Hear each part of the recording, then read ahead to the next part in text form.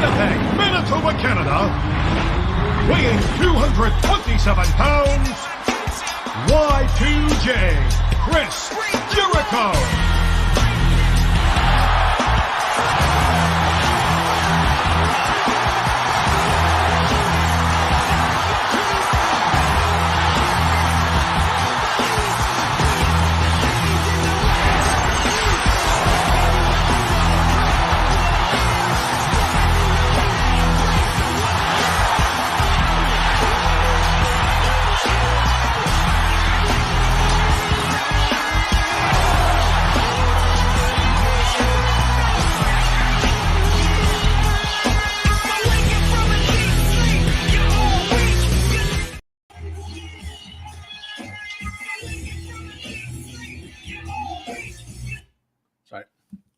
Who the hell? What's happening? Oh, Matt. Normally it's in my headset. That's why I didn't Matt, I bumped you up to the top row because Ego is always late and on that CP time, and Brad says he drives an electric Mustang. Not a Mustang, it pretends to be. I know. That's why you're down below. That being said, welcome to everybody.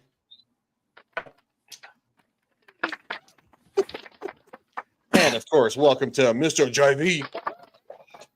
Hello. Yes, stuff happening. I just caught news of other stuff going on in the world of wrestling. If we have time, we can talk about that. But we got a show as we are nearing the end of the top fives, and we'll soon be doing something else, which will be a lot of fun. That is very true. Ego's going to be so sad when the top fives end. Kind of is. I think he might be I think he might be happier because there's no points go in the next segment. That's what I was leaning towards. I'm so glad that JV picked up that ball that I was just throwing down. Speaking of somebody who picks up the balls, because he is actually the judge of all this, but going forward, he's going to be participating. That would be Matt, because he is now, of course, a permanent member of this stream. I mean, we can't do it without him. Just let's be honest. Hello, guys. How you all doing this evening? Outstanding. Doing good, man. Got one quick update.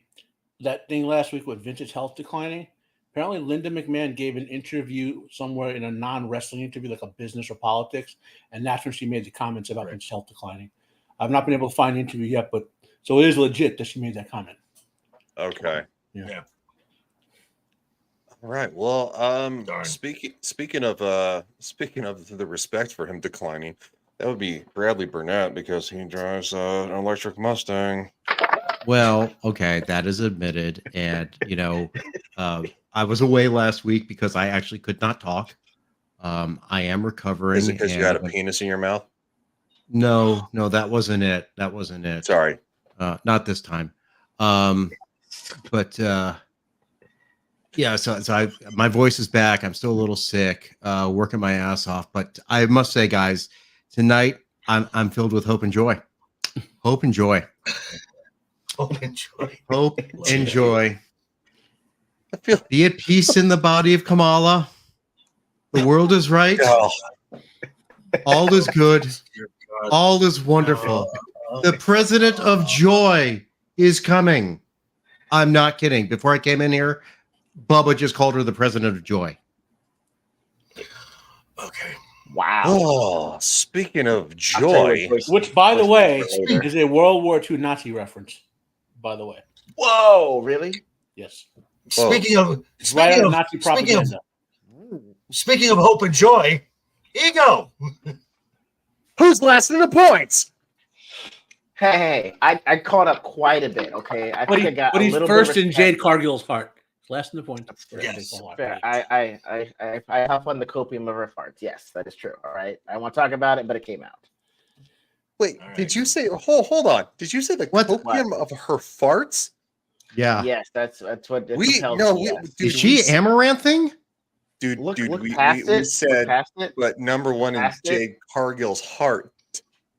Ha! Goddamn hearing loss. Okay. We'll go with that. We'll go with that. JV's never coming back. It's my show. Suddenly, having an Austin card doesn't seem that bad. It's that bad that you're going to leave your own show, the one you created. Jesus Christ. Oh, There was a track, there was a train, and now it's a plane crashing into a mountain. Yes. There was a station, and before the train even left, we just bombed the station. Great. All right, so we had that was Jericho leading off the show. So Brad, what do you want to talk about? So I didn't get to watch full episodes this week. I watched all the highlights and I watched some Joker's video. The thing, honestly, that I'm really interested in, the only storyline that's interesting to me is Roman Reigns' return. Honestly. Okay. So we can start with that. Yeah. So as we know, Roman made his return at SummerSlam. Massive pop. Absolutely massive pop. Has been on TV twice on the 2 SmackDowns. Again, hasn't said a word on mic, but has made a huge impact. And last week, when he was taking out the bloodline again, pretty much by himself, all of a sudden he got introduced to the walking cheat code that is Jacob Fatu. Yeah. So with a bum why'd you leg. say it like that, dude? What? To Ego, he's like, yeah. Jacob Fatu is something. He's a cheat. Yeah. Jacob is something special. He really is. He is something special to watch. With the injury, wink, wink, nod, nod. No, he's not injured. But in kayfabe, he's wearing that walking boot. Was he actually injured during the match though? No. Originally? Okay. Okay. He was hurt. He wasn't injured. Oh, okay. So Okay. Gotcha. Like he tweaked his ankle or something. These guys have to get it all the time, but they oversold it because they wanted confronting Roman. Okay. Right. So that's the reason why is because in the scenario when Roman returned, Jacob is on the outside. He's selling this ankle injury because what Jacob would have naturally done is jump into the ring to confront Roman. Well, you want to delay that as long as you can. You want to leave that stare down. You want to let that cook. So in this last instance, Jacob caught Roman by surprise. So you're not going to get that stare down. And me personally, I don't think we're going to see Roman again on TV until SmackDown goes to USA, which will be in October. That October's not that far away. It's literally 5 weeks. 5 weeks. Yeah, Which is a good thing, by the way. Like these guys are on TV too much. Did they have enough talent? They need to do one thing they can take from AEW is not have every single of their top guys wrestling every single week on Raw or SmackDown. I agree. Spread them out a little. Like this thing with Sheamus and PJ Dunne or whatever. Like that was like in 3 weeks, it's been spread over 6 weeks, like one every other week or whatever. So you can have other guys filling in and get more talent out there. Let the guys rest a little more. Let the fans wait for the storylines. Not use up all your storylines like instantly. You know what I mean? And not have to come up with constant excuses where other talents why isn't so and so on TV for the last 4 weeks or whatever. And so, but what AEW does, and I'm not saying that they are the most efficient about it. Their roster is so bloated that they literally go in cycles. Like, okay, we're going to put on you for X amount of weeks, and then you'll go be off TV. Then you guys will be on for X amount of weeks. You've still got your major players like your Swerve, your MGF, your Ospreys. Occasionally the Bucks will show up, but other than that, you're running in a rotation as far as your team. Yeah. Now WWE will never do what AEW does with the contracts, where either a contract structure. The guys can either, when they're on TV, take off and rest, or go wrestle in other federations like New Japan or whatever. Correct. But what they can do have is house shows. Yeah, they can in WWE is, like I said, spread them out more on the TV. So you don't, like Vince actually said, Ron Andre says the one thing you can't do with like a guy like that with your talent, and talking about Andre, but all of them, is you can't overexpose them. If you overexpose them, people are just going to start going what or booing or whatever it is. Yep. Okay, I will agree with that, with the exception of your champions, because the belts need to be seen. But not wrestle for every time. Right, right. But the champion should not be wrestling. But at least be on TV. At least your champion should. Yeah, maybe be on TV and do a promo or whatever, or run in and beat someone up. But don't waste your actual matches where every week your champion fighting someone or anyone's fighting someone. But do you think now that WWE's been running that formula for a long time, do you think now that the WWE audience is conditioned to it? So, like, if you were to take off like Roman for a few weeks and everything, yeah, it'd be a big pop when he gets back. But they substitute in some mid-card talent. Do you think that the fans be like, I didn't pay for this shit? That they want the ones going to the shows want to see those guys. If I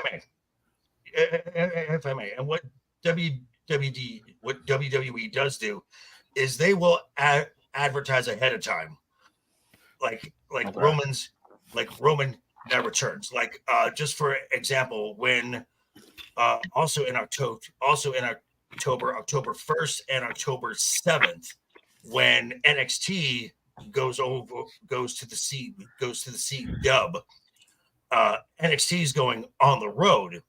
The first show is in Chicago, and they've advertised that CM Punk is going to be a part of that NXT show.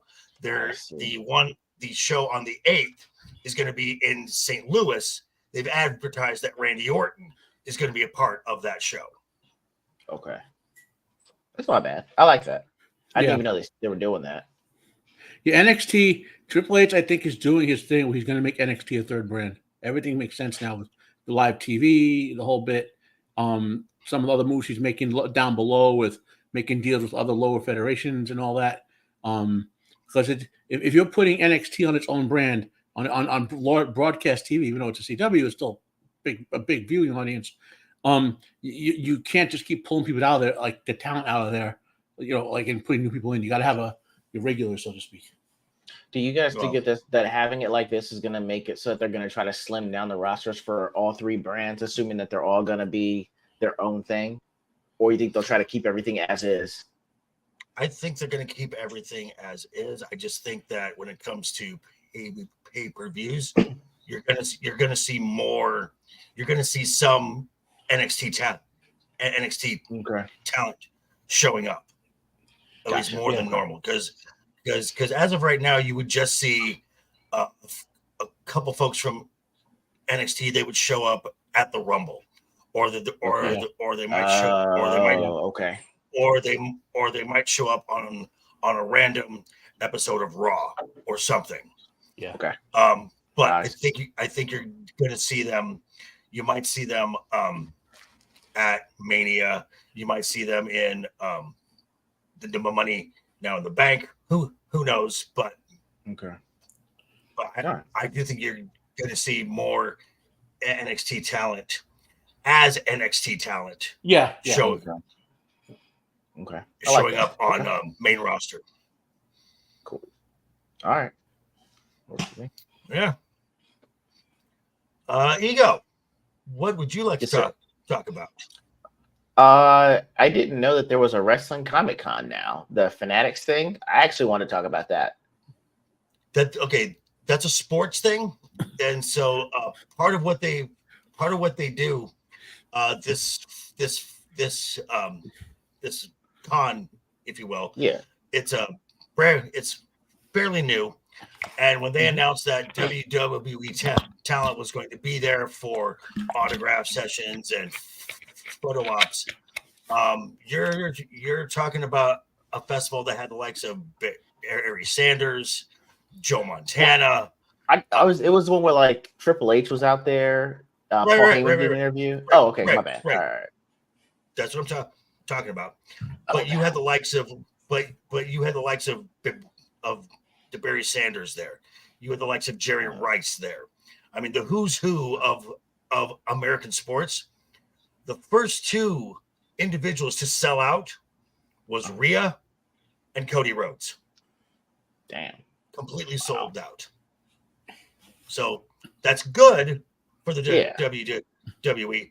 The bad part was the event overbooked it.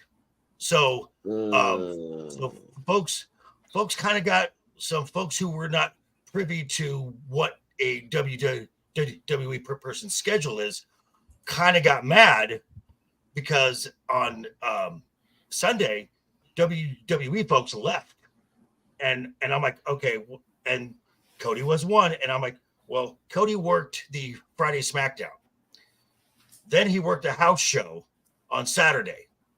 From the house show, flew to New York. Sunday the morning is at the festival. Had to leave because he had to fly back to Florida to do another house show that same night. So they oversold his time slot, and he had to leave. So refunds had to be given back and stuff. And some folks were getting mad at Cody Rhodes. Well, that's not Cody's fault. Yeah. You can blame the event for overselling and under delivering, or you can blame the WWE by not saying, hey, Cody, if you can't make the Sunday show, that's fine.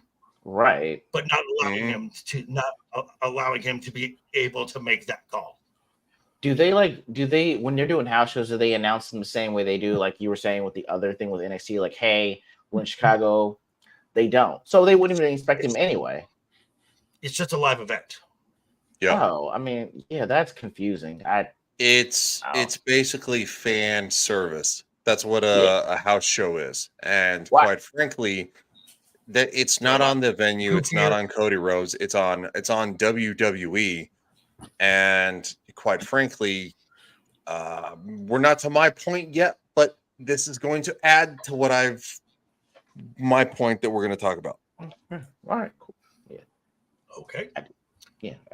It seemed interesting, but I just didn't know what the trade-off for having all that was. So it seemed like a cool idea. It's just I thought you'd had it better set up than that. That's all. It's a brand new con, so they're gonna make mistakes. Yeah. And I agree with JV on that one. It's a brand new con. WWE wrestlers have been going to actual comic cons for decades. It's not a new thing. Kane's been there, Kelly's been there, names like this. It's easy, and it goes to without saying, because obviously they're playing a character. It's not a comic character, but it's something that maybe crosses over or something like that. So I don't think, I'm not saying a wrestling con doesn't work. There's definitely an audience for it. Is it going to be like Comic-Con? I'm going to go with no. Just because. Okay, I'm sorry, but no. Go, no. That was basically my point. So because whenever Mania comes to a city, the WWE basically takes over that town for like a week. And yes, I agree with that. Mm-hmm. And they actually do have what would be considered a wrestling con. Yes. So yes, I do agree with that. So that's WrestleMania. It's once a year. Correct. I think maybe pulling some of these stars outside of the loop is a little more flimsy. Not saying it can't work with the right marketing, but I kind of understand. And again, this is not the venue's fault. This is not Cody Rhodes' fault. House show is pure fan service. It's like watching Deadpool and Wolverine, and nobody told you that you're going to watch it. They didn't tell the world you're going to watch it. They told, let's say, 2,000 people at tops. You're going to watch that was actually the plan for that movie. Like they really were going to name it like something like Super Cop, and it was actually going to be Wolverine with Deadpool. But yeah, I understand the point. Yeah, so that's kind of the issue. Have you never been to a house show, Ego?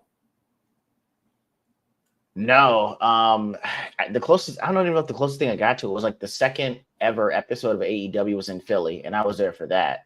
And I stayed afterwards when they did like the After Dark thing, but that's the closest I got to a house show. Yeah. Well, the fun thing about house shows that are dark that aren't ever going to be put on any network is the wrestlers go off script. Yes, you'll have like in the end of the ring, heels and faces out there breakdancing with each other and like crazy stuff, right. And you get some real fun. Cool. It's multiverse. It's non-canon. Yeah. It's just meant to be good, pure fun for everybody that's there. I went to one when I was 14, I think, and the entire thing between the matches, the wrestlers would come out and smash people in the face with pies.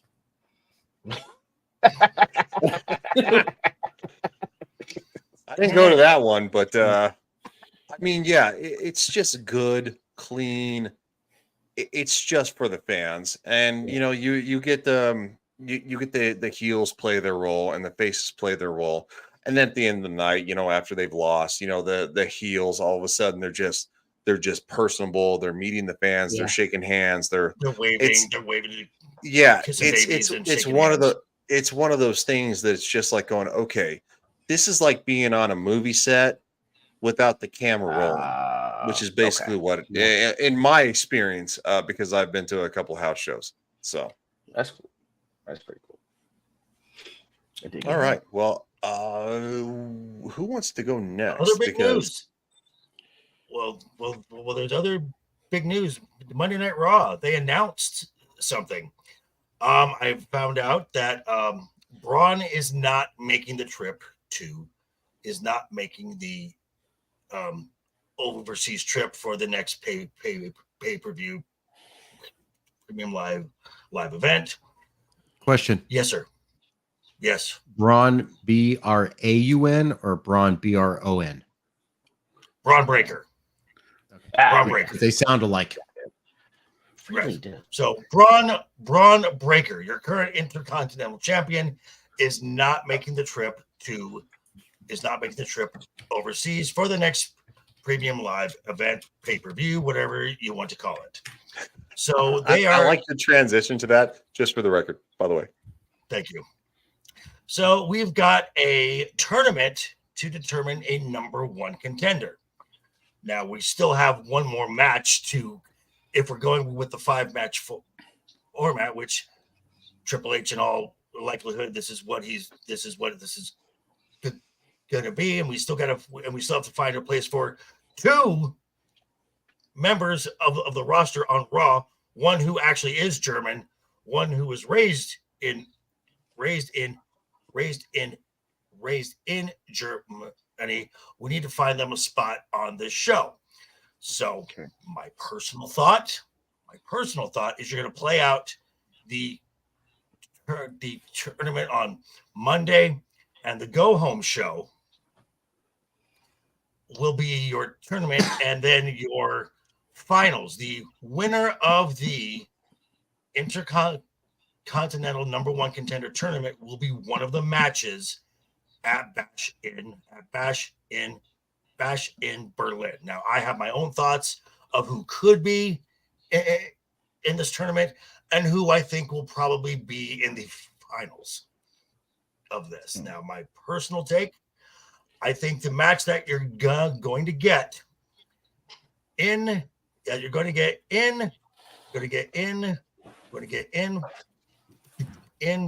Berlin is going to be Ilya Dragunov and Jey Uso. Okay. Oh, I doubt either. Okay. All right. Well, I don't. okay. Well, here's the reason why. You got two faces. Okay, so that's a fine thing to do because you can do a face and face match, and that's fine. Heel doesn't work all that well. But you've got a superstar, and like him in ring or not, Jay is extremely popular. His entrance alone is a huge pop. Ilya, born in Russia, raised in that country, is a huge name in the European wrestling in the European wrestling circle. Now, I am not saying that Jey Uso is going to win. No, Ilya Dragunov is going to win that match. Yeah, definitely. Yeah. Well, I think, I mean, with Jay losing, it might help them give a push back into like a tag team space. Yeah. Because right. Look, you guys know I can't stand Lame and Jey Uso, but not because he's Lame and Jey Uso, because the Usos to me are like, the discount Young Bucks. They do like the same. They do they don't do. They're not impressive in the ring. They're athletic. And they should be better, but they just do like a subset of the Young Bucks moves and like super kicks and and they're throwing a Samoan drop, and like I just don't care when I watch them in the ring. I'm like, bleh, like. It's fair. I would agree. Okay.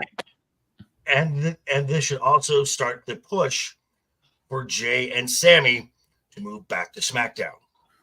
Okay. Because they're going to be needed down there. Mm-hmm. Okay.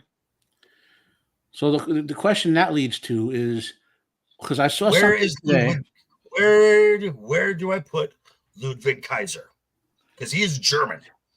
Replace Rey Mysterio if they have him on here. I saw Rey Mysterio's name. Get him off. Yeah, but Ludwig is a mid carder. If you have him 5 matches, Ludwig Kaiser is not going to be in one of them. I mean, this is literally from Sportskeeda Wrestling, because quite frankly, wrestling is not as covered as most sports, but yeah, it's like no. But Ludwig Kaiser is number 2, and Dragon Lee is number 1. Okay. Dragon Lee, I don't think is going to be around because his wife is about to give birth, so he has not been on. He's not been on TV for some time. I got to take a call really quick. I will be right back. Cool. Dude, I didn't mean to call you. Don't. Sorry, jokes. Ryan's master plan live on air. I guess it's a question I wanted to ask anyway, because when I saw JV's video about it earlier, I was like, yo, where the hell is Chad Gable?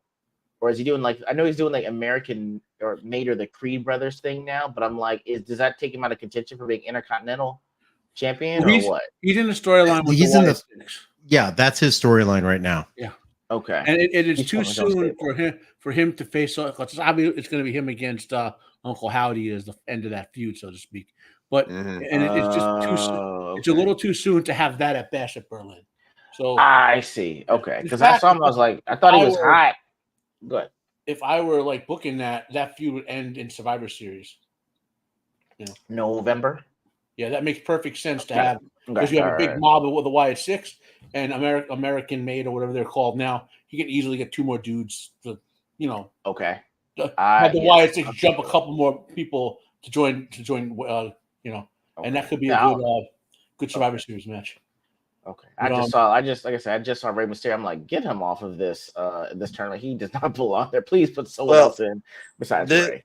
This is all kind of basically speculation because right now we don't know.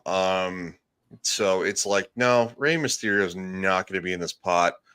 And quite frankly, it's yes, the Wyatt 6 are kind of coming in hot, and they need people to kind of pad that storyline, or it's going to fall flat on its face. And after we finish with this little segment here, I'm going to go into why I'm saying that things are falling off, is because the views are of actual WWE Raw viewership is dropping drastically. People are becoming more bored. They're not caring as much. There's not enough pop, it seems to be, but we'll get there.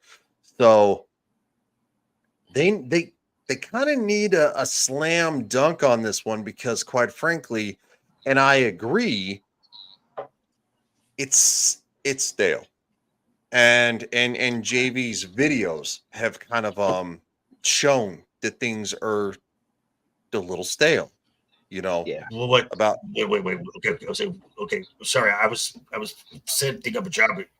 no. Well, I was kind of tomorrow. So I where are we on this? okay. So I'm thinking that okay. So anyway, we talked about Ludwig Van Kaiser and Dragon Lee. And that's when you left. And, Ego was saying no Rey Mysterio. No, there's not going to be Rey Mysterio. Please. No. Otis, I could see in this. Yeah. Yes, I could see Otis too. Otis, cool. I'm good with that. Yeah, I can see now, Otis. A guy who needs to be in this tournament, win or lose, Bronson Reed absolutely needs to be in this tournament. Okay. Which again, this is a speculation from this news site. He's not on the list, but this is speculation. Because I would love to see a match in this tournament where Dirty Dom has to go against Bronson Reed, and Bronson Reed at least hits one tsunami on Dominic. That'd be awesome. It'd be funny if Dominic just came out and just gave up. Nope. Or just like, by the way, the ring what gets counted out. So WWE they put canned crowd noise in out of control. What we heard when we watched right. But if you look around on YouTube, apparently when Bronson Reed did not hit like 5 tsunamis on the Miz, they were booing. Oh wow. Yeah, the crowd wants to see him tsunami people. Like they want to see it. Yeah. So the true heels of the wrestling business are the fans. We are the savages. Well, there are heel crowds. I mean, if we. Oh yeah. Yeah. I mean, and especially if you go to Philly or South Jersey.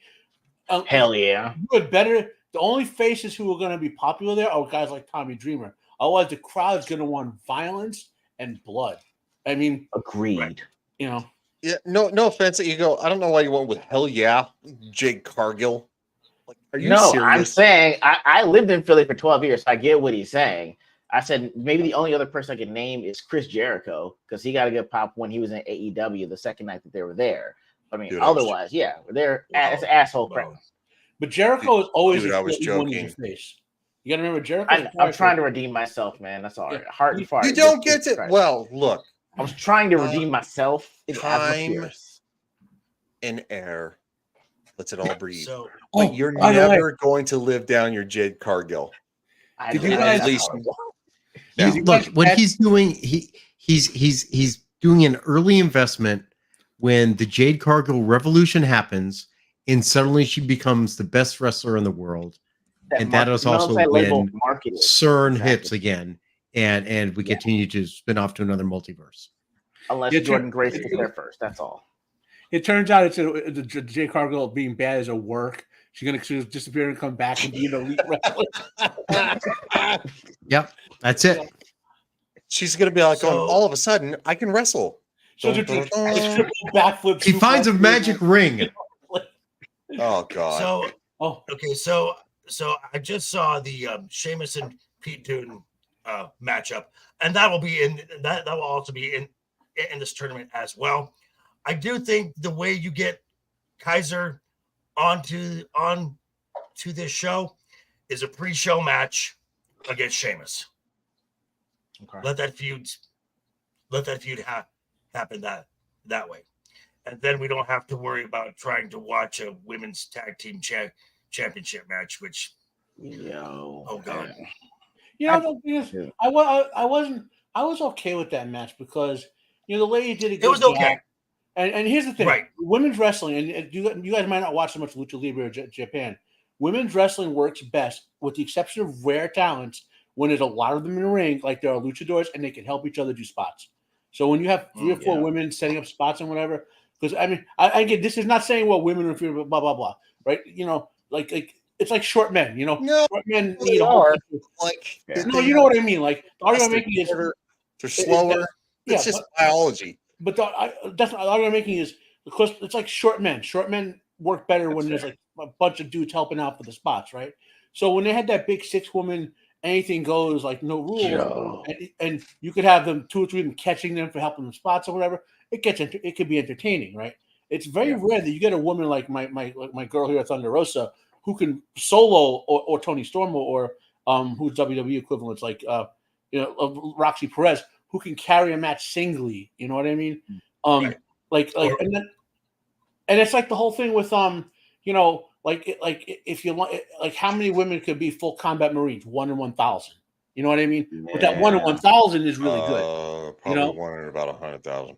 Well, whatever it is, that one is really good. Is elite. You know what I mean? Yeah. So I think that's sexism. I think they're good with booking that tag match when they have a lot of women, and that might be the way to use it. To have these constant triple threat matches and whatever. Keep it in the mid card with that belt. Let a whole bunch of them get their moves out, and that gives all those 25 women now on WWE's main roster, 30 women, something like that. Something around there.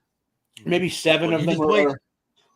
Just wait until we book the Royal Rumble, because when we do the ladies side, wait until I have something. I'm going to spoil a slight bit of my Royal Rumble right now. This whole Pure Fusion over 9,000 Winnebago patch, whatever they're calling themselves. They're a goon We're going squad. with that. Yeah, that's it. They're a goon squad, right? And here's what they should do with them. Okay, Liv should pull them into the Judgment Day, and they should be hard goon squad. And they're not the Pure Fusion Collective anymore. When Liv snaps her fingers, they put someone in the hospital. That's the only time you see them, and it gets them out of these stupid matches. It gets them away. I don't like that at all. Because there are too many of these little factions. Need to consolidate a little bit, so the ones who can't carry themselves could just be mid-card goons like they're supposed to be. Well, I think Davey, go first. I think all of these little trio things is circulating around the women's tag team championship. This is something that the WWE the women's tag team championship became an absolute joke when they took it off of Bayley and Sasha Banks and put it on the Iconics. It became a joke. Oh, I forgot about the Iconics. And it's been kind of a joke ever since. Yeah. Until Jade. They need to get rid of this title, and they need to introduce the mid-tier titles, 1 per brand. Okay. By the way, I'm not just talking about the women's factions. Like, what is Karrion Kross's stupid faction? The Final Option or whatever. Final Testament. The Final Testament. They're a bunch of mid-card goons, right? Merge them with some other. Make them a goon squad for someone who actually matters. And I've actually what they've been doing, and Karrion Kross, bless you, sir. You have done everything this company has asked of you. When it was in Vince's control, you came out in a gimp mask. You were a goof, and you're finally interesting, and you're playing an angle with the New Day that's becoming somewhat interesting now. The possible Xavier Woods leaving the new Day or turning on Kofi. It's mildly entertaining. The problem is that there are too many factions. This is not the foundation of wrestling. You are a wrestler. You're not. Oh, I'm a wrestling faction. You are a wrestler.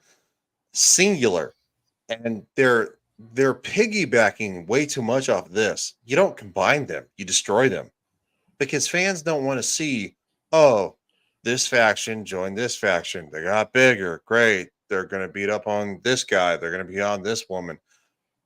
It's boring, and quite frankly, I would rather rake my face over holes, because nobody cares. Nobody cares. When the Nation of Domination fell apart, people were interested. When the McMahon-Helmsley regime fell apart, some of the best television ever. When WCW and ECW invasion, probably the height of wrestling ever, was that storyline. WWF versus WCW and ECW. I'm not saying we can go backwards. We're not going backwards. We can't do that. But you need to put the stakes on the line. When you go, oh, we're fighting over this. It's like going, people are like going, okay, great. Like, what is this? Like Tuesday at the supermarket? Like, what are you talking about? My only slight pushback against that would be your top story on SmackDown is the bloodline, and it has been for the last 4 years, and will continue to be. That's true. And your top story on Raw is Judgment Day. It was the Judgment Day. It's still the Judgment Day. Go on. But WWE Raw viewership drops. Demo also down on 8/19. Was 8/19 against the DNC? Because I saw an article that yes, it was the opening night of the DNC. Yeah. Yep. So I mean, I saw something about the DNC from Raw. I don't know if that's true or not. Okay, well, let's go. Okay, well, no, you're fine. Actually, I would actually want you to go first, JV, because you're countering me the point I'm making. So shoot, dude. The last 3 weeks of Raw have been pretty good. This last week, I would say, was not as good as the previous two. That's just me. I think WWE is gonna let these things cook long enough, because again, January is just around the corner. You got your premium live events. You're gonna set yourself up for January 1st, day one. Netflix is going to be a huge boost in viewership. So I'm not really worried about numbers. I'm not really too concerned about viewership numbers as of right now. The only company that really should be worried about viewership is AEW, but that's just me. Yeah. Well, apparently they're making money for TNT, because the offer they got from Warner was double what the previous offer. Right. And correct. For those who don't understand how the money works, wrestling is the third cheapest. I mean, in financially, not like quality. Cheapest, like cost the cheapest are game shows, and then like new shows, right? Cost effective. And people. TNT and Turner have wanted more AEW programming on there. They keep begging them for more hours. Okay, that's why Ring of Honor is going to move to somewhere over on Warner's stuff as well when their deal is up with their way it is. And so I love when Dave Meltzer gets proved wrong. I've hated him for like 10 years now. Oh God, that guy is so the deal is like literally a doubling of revenue. And Coney Khan has had to tell them, no, we already have like 5 hours per week plus an extra TV special that's every 3 months, Battle of the Belts. They had another show that was on Time Warner's like streaming for a while. So there's no financial. I mean, there's quality problems with AEW. I'm not going to argue that, but there's no financial problems for them at all. No, there isn't. And from what I've heard. Because I just caught the news, and I'm going to go back and to watch it again because I'm sure Jason Solomon who actually co-runs a indie promotion in your neck of the woods there, Matt. You ever heard of House of you heard of House of Glory? No, I'll check it out. Okay. Though, but yeah. Well, he helps. He helps runs that. No, I've kind of met Solo Monster before. When we were younger, I knew before he was the Solo Monster. You know. So they got double what they. This is the proposed offer because the NBA contract went gone. So, yeah, that's gone. Yeah, that's out the. So Warner lost the NBA. So you've got a little money to spend. Now, are you going to give Tony Khan are you going to give Tony Khan NBA cash? No, not even close. But you're going to make it. But keeping this here, and I think Tony wants something similar to what the WWE has with what they have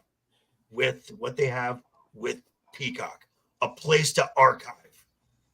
That never won't ever happen. Sure. Yeah, Warner already puts them on has AEW shows on their streaming services. AEW, or something. And Ring of Honor is currently on, which is owned by Tony Khan. When Ring of Honor collapsed and closed, he bought Ring of Honor so they're like he supposedly wants to turn them into AEW version of NXT. But when they're like they have their own like streaming service now. When that's up, he wants to move it all over to Warner and have Ring of Honor. Yeah, I'm right back, guys. This loss here is just the operating cost for AEW. Not has nothing to do with them. Turner makes money with them. TNT, TBS makes money with them on TV. So this is just their internal operating cost that we're looking at. Okay. Yeah, but they said that TNA Wrestling was making money until it got canceled. Like, I don't believe that. Like, I don't believe the media in what they're reporting. I don't believe what AEW is reporting because, quite frankly, nobody watches AEW. No, there are no clips shared around like going, oh my God. And I'm not saying that WWE is the bestest right now, but quite frankly, I was trying to make a point with Raw viewership, but Raw's not losing money. They lost a couple. They lost a handful of viewers. Yes. No, you're correct. Raw's not Raw. Raw makes money, although USA makes less on them than say Fox was with SmackDown or whatever. But that's a whole separate issue. Well, yeah, no. I mean, but AEW has no significant contracts that are going to carry them into the future. Like, well, they're about nobody cares. Well, apparently Warner is going to give them a big contract. Well, what's them trying to figure out? Did y'all hear about the event? Did y'all hear? I was gonna say, did y'all hear about the lawsuit with Venue and Fubo TV? So basically, like Fubo was like an online thing where you could try to watch football, basketball, baseball, like against 13 different platforms, right? So they said that if it was Disney, ESPN, Warner, and somebody else were getting together to form a Venue, and they actually got sued by Fubo TV because they're saying it's an antitrust, or it's like they're building a monopoly on it. So I was trying to figure out what's going to happen if Warner winds up getting sucked in that. What happens with AEW if their stuff is archived on Warner and they join Venue, or are you going to say that you're gonna wind up having future AEW stuff via Venue on that? And like that's where they'll get their money from, and don't need to need all the money from TNT if they go to Venue. You know what I'm saying? Real quick, because I'm not here to be the asshole of the stream. I'm just here to kind of like search and fact check. Warner Brothers Discovery's latest AEW offer reportedly worth double the current deal. That's what down. The offer from WB, it's just WB. Yeah.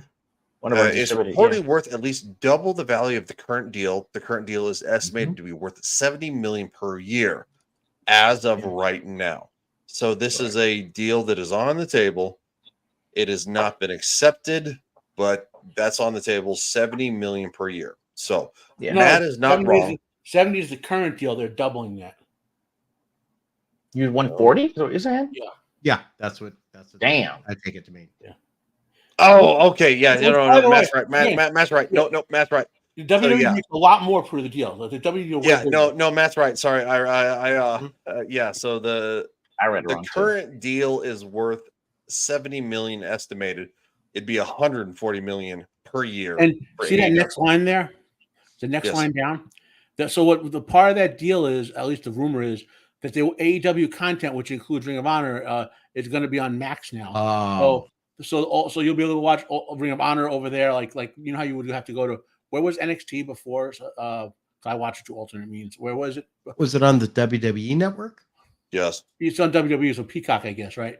Well, yeah. No, they're on TV now, right? Well, they're going to USA. CW. Yeah, but they're on USA now. But before they okay, went to USA, they were only available, I think, on the WWE network. Okay, so the WWE network was everything. It was Raw, SmackDown, Legends, NXT, literally past episodes. It was everything encompassed for about $5 a month, and then 10 a month. 10 a month. No, the original WWE network was with about It started off as 10. 10, I had it. What the fuck do you live? Because I was in Florida and it cost $4.99 a month. You could get deals. I think I got like a $7 like 4-year deal as a co-relationship with something else. Maybe $7 a month for like. Anyway, we're not here to debate that. Yeah, you had everything. You had everything. You got everything and the balls and shaft. Question. Oh God. What? You didn't like that joke? No. Alex says it was $9.99. Okay. I got the WWE network. I'm not talking about price when it first launched. Literally, I was like going, here we go. The archives, the Attitude Era, you sold me. Then of course, Peacock. Don't be a dick. I'm not. I was joking. I'm joking. I know you're joking. So am I. You fucker. No, I'm kidding. So anyway, then Peacock bought it, and it got really weird and loopy, and it got kind of like oversold and stuff like that. Well, the WWE network is still around. This is where you watch your premium live events in the rest of the world. And what's going to happen is in January, Netflix will be around the world. In the United States, it's going to be Raw. So Peacock will still be your premium live event hub. Oh my God.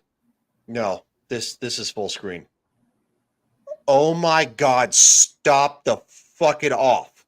I'm so sick of this crap where they're just trying to like piggyback off everything. Stop it. Can people just watch TV that they want to watch? You're like going, oh, I have to have Netflix to watch Raw. I have to have Peacock to watch the rest of it. It's like going, y'all are killing yourselves with fees. Stop it. All right, that's you don't have to. I mean, if you have a VPN, you could just watch Netflix in like Spain or whatever and get it all. It's like, I mean, I know, right? Has a point. There's a point made. Yeah. Brought to you by Surfshark. Yeah. The fuck is? But anyway, so on the AEW thing that we were talking about, according to some rumors about the deal, that WBDR, whatever their corporation is called now, wants like you'll still have TNT and TBA with the 5 hours a week, right? And then the battle of the belts every couple months. But then they want more content for Max, which is where Ring of Honor might wind up landing as their version of NXT, and then maybe some premium live events on Max, not just as pay-per-views for AEW. Like, so they'll have their regular pay-per-views, but then some other PLE type events on Max. Right. So then instead of paying, so you pay your max the monthly fee instead of $60. Yeah. And a lot of people there's a lot of deals for these streaming services. Like I don't remember one of the things I have, like Verizon or Amazon or whatever. One of them gives me max for like an extra $5 if I wanted it. You know. Yeah. So Amazon Prime now saved me $10 a month because now I don't have to pay. I don't have to pay Grubhub anymore. It comes with Amazon Prime. You know. So they bundle a lot of stuff together with some of these bigger services, and that's kind of a way to save money. Plus, you can always say all the high C's if you don't have the options as well. Arr. Yeah. Just for the record, Max is actually $5.99 right now. It will be going to $7.99 in September. Everything's jumping up in price. Yeah. All righty. All right, Peacock. So, Bidenomics. we're at right about Aerosnomics. we're at right about the hour mark. We know what time that is. It's time for the top 5 this week, our second to last week of this. Top 5 worst WWE entrance themes. So, by the way, before I judge, you guys are just doing the songs, right? Not the whole entrance. Right. Okay. Yeah. Cool. Yeah. I mean, we can talk a little about the entrance, but the Right. song is basically what I focus on. Okay. Right. Cool. Hold on.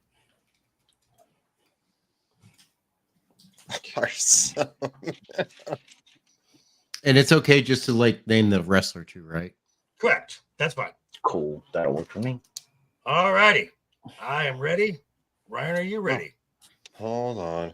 Oh, just really going in there hardcore. Oh, I got Brad, are you ready? Son of a bitch. Hold on. All right. I am ready. Ego. Oh, I thumbs up and I got audio. I am ready. Wait, what? Okay, good boy. All right, Ryan, you ready? Yo. Hold on. No. Yeah. Sorry. And 3, 2, 1, reveal. All right, I'm revealing. I knew it.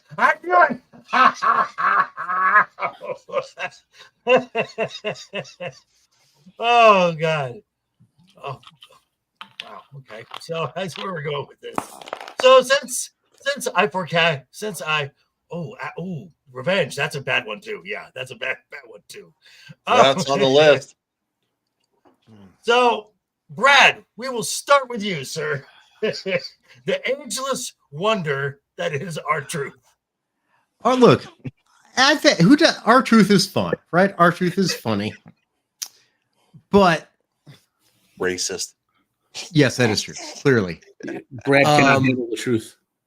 That's right. Should I get my hat? Should I get my red hat? No. Okay. No.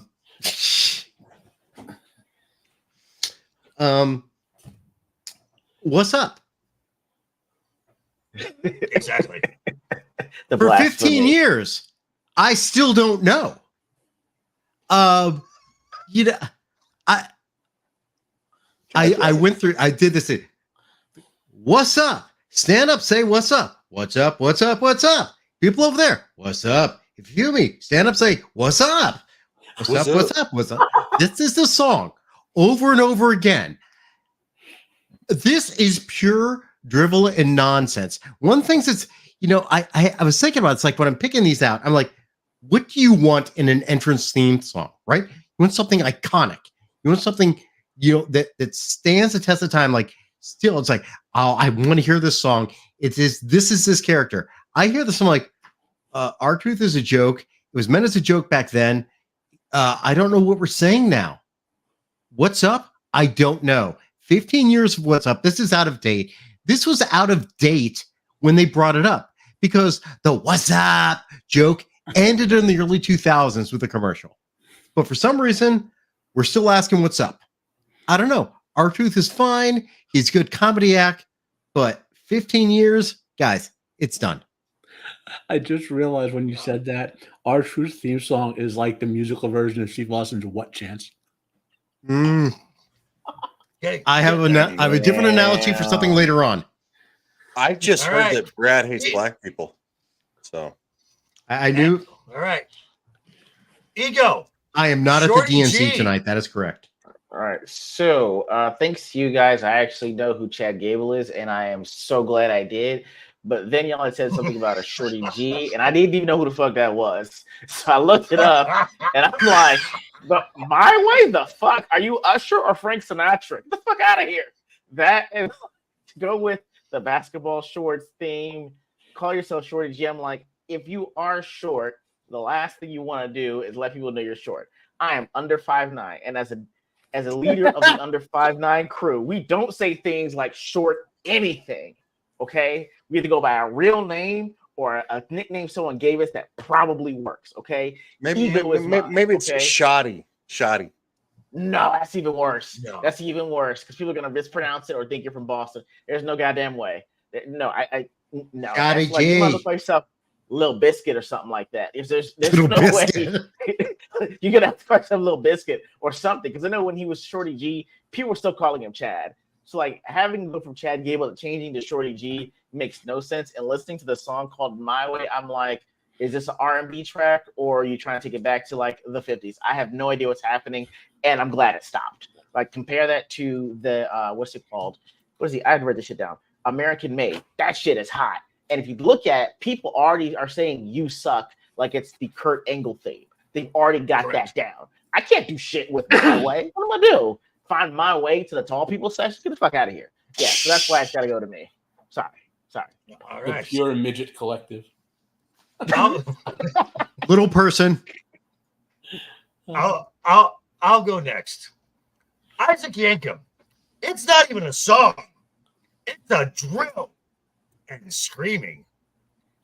Now, this is just nails on a chalkboard, and this was the first time we ever saw Mayor Glenn in the WWE ring.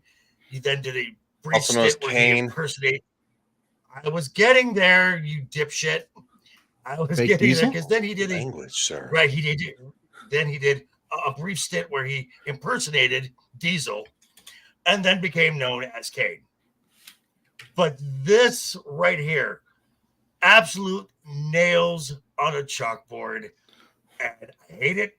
I don't like it, and I never want to hear it again. Okay, Ryan.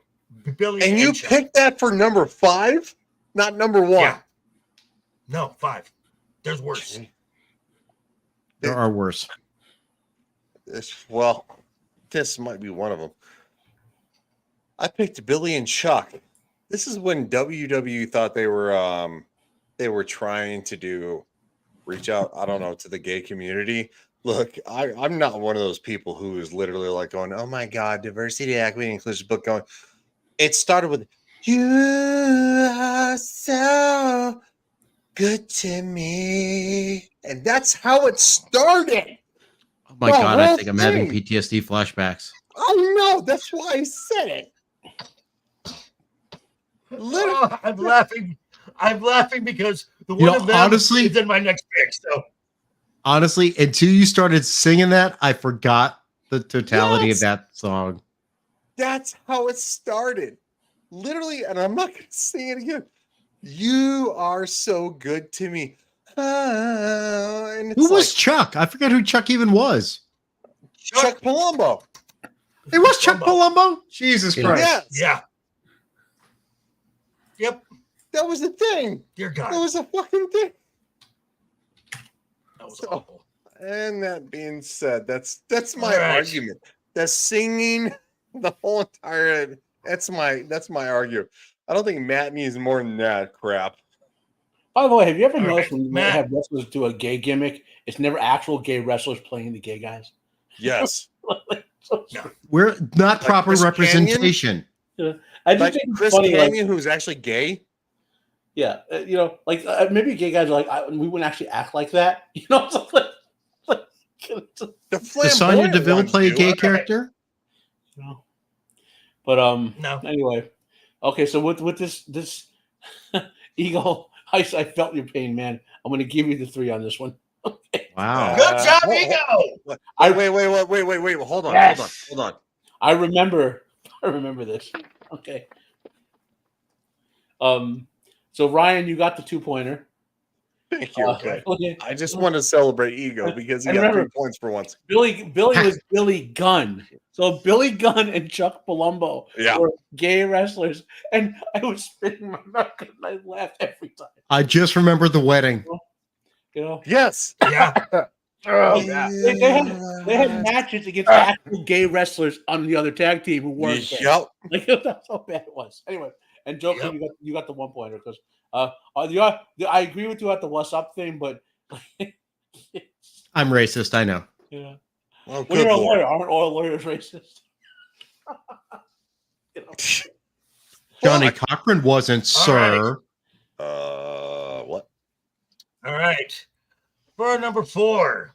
Hold Let me I'm know ready. when you are ready. on. Hey, Ryan's ready. I like Ego, how you ready? hold Yep, on. get in now. Revenge says shut up, Ryan.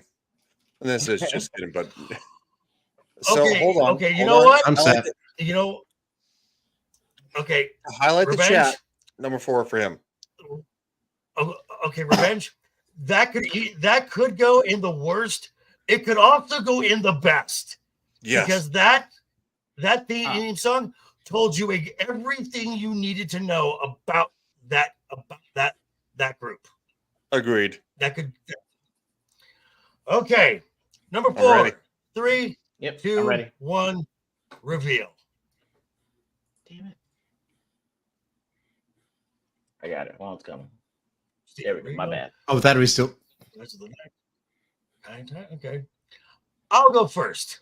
Speaking of what Mr. Ryan was doing last round, Billy Gunn's normal song, "Ass Man." Yeah, I'm an ass man. Bah, bah. Yeah, I'm an ass man. It is one of the most cringe-inducing songs I have ever heard. And it kind of flowed right into the eventual tag team with Chuck because it sounded gay as fuck.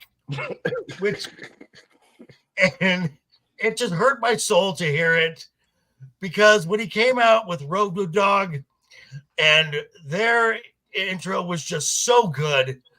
And to hear this as his normal entrance theme is just, oh no. Oh God, no. Wait. Hold All on. right, Ryan. Hold on. JV, are you an ass man? No, I'm a boob man. Because this is on my list and we'll get there. All right. So it is Ryan, you're up. all right. Kai and Tai. I don't remember. Literally a parody of holy shit. Are you kidding me? Bung, bung, bung, bung, bung, bung, bung, bung, bung, bung, bung, bung, bung, bung. It was literally the Japanese flag just like flying. And it was just literally that. I don't want to put it this way because it's Japanese music, but it was literally portrayed as like never mind. Just use your imagination. The worst thing to pick. Yeah, it wasn't great. And these dudes were literally like the size of like, I don't know, 5'4". Which is that? They were comic accurate Wolverine ties. Well, Yes, they were.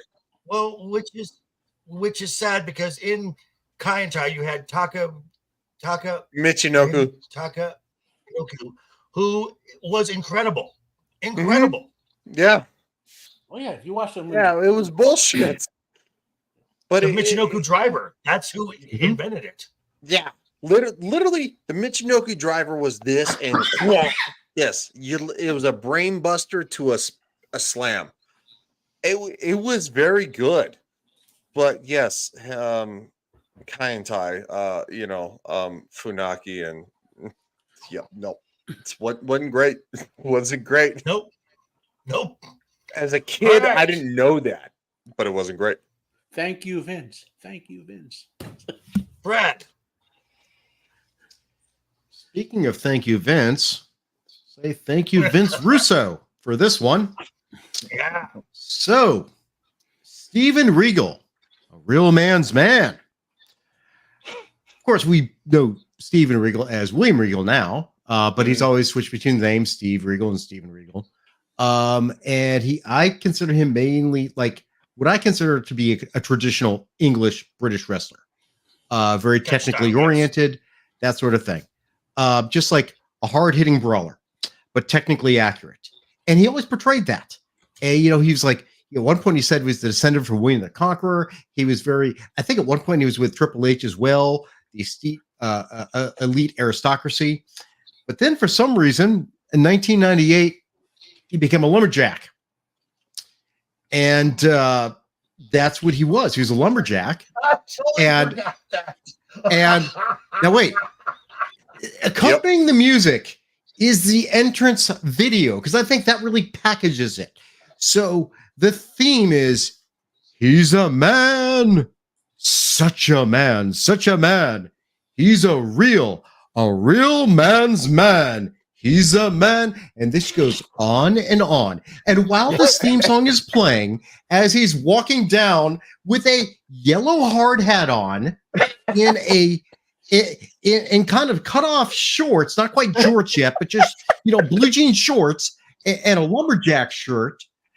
Daisy Dukes. The video of him squeezing oranges with his hand, because that's what a man does. He's a real man. And he shaves with a straight edge razor in the forest, because that's what real men do. And then he mixes cement. This is a man. He's a real man. The song is dumb, and it's an offense to a legitimately good wrestler. So that's why I picked it as one of the worst ones ever. It's a dumbass song, and it actually hurt the man's character. All right, Ego. Sorry, give me a second. That shit was hilarious. Damian Priest's Rise for the Night sounds as bisexual Undertaker as it gets. I'm rising for the night. Am I a homosexual vampire? What's happening here? Hey, you want to rise for the night? Go south of heaven? I don't know what you do after those words, because that's all I hear when I look at this, see this song. And at this point, the shit came up in April, and there aren't even any lyrics for it, which is the bothersome thing for me. Like, they're so terrible, they don't even want to be associated with it. Hey, we'll put our name towards it, but that's it. Rise for the Night just screams homosexual vampire to me, and I would want nothing to do with it. As soon as he gets any kind of reboot, you know what? I'll take a real man's man over this Rise for the Night shit. I would have to. Like, please turn me into something else besides bisexual Undertaker, because I couldn't give him the Ass Man theme song. I'll take Ass Man. It's a cancelable song. Thank you, Def Rebel. That's all I'm gonna say about that. All right, Matt, you're up. Okay, these are some great / bad / whatever. The great bad ones. Yeah. Okay, there's the 3-pointer. It's gonna be Ass Man. So bad. I was like, I still as soon as I saw it, I started laughing because how horrible that song was. And leaving aside the offense to Billy Gunn, right? Leaving aside that, and then Kai and Tai is the 2-pointer. Like, that's probably the second most racist theme song Vince has ever come up with. I think only the Nation of Domination theme song could be more considered more racist. But I think they're the only one. Or maybe what was the Puerto Rican faction? Remember, they had all the ethnic factions when Nick came out. Shush, Matt. No. Yeah. In case there's really. Private Chat is the name of that one. Second or third. Yeah. And so sorry, Ego, but the 1-pointer is Steven Regal. But Ass Man. To Billy Gunn's credit, he has inverted that Ass Man gimmick in AEW with the Acclaimed to make it like totally opposite, like, and made it work. You know what I mean? But that's I'm doing that. Yeah. Oh, all right. Next, number 3. I'm ready. Let me know when you are Hold on ready. 1 second. All right, Ryan's ready. I'm set. Ego, you ready?